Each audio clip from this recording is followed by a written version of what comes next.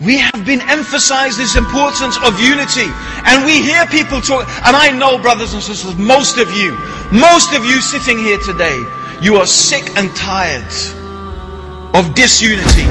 You're sick and tired of the different jama'at and the different hizbs and the different parties and the different groups bickering and arguing amongst each other about things that you perceive to be petty and insignificant. The people are divided along the lines of tribe, along the lines of color, along the lines of language. Even more absurd and even more ridiculous. It's insane. I think we Muslims are in a collective state of psychosis because we're proud to belong to a country that was a map drawn by the non-Muslims 40, 50 years ago. How insane is that? Zindabad, Pakistan. Zindabad, Pakistan. Pakistan is a country that was put there by the British. Maps drawn on the line. Egypt, Libya, Tunisia, Morocco. Lines drawn on maps by the French, by the Italians, by the British. Dividing us up into nations. And now we are screaming fanatically, rallying behind some flag that didn't even exist 100 years ago, ready to fight for it and die for it. This is madness. This is sickness. This is something so far removed from what Allah revealed to Muhammad sallallahu alayhi wa sallam.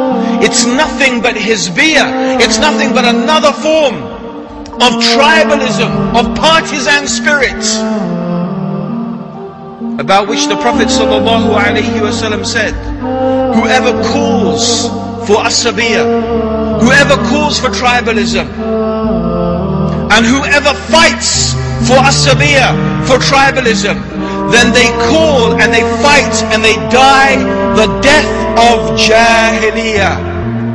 They die and they fight and they call for the death of ignorance, the time of ignorance. Yet these are the lines upon which we are divided.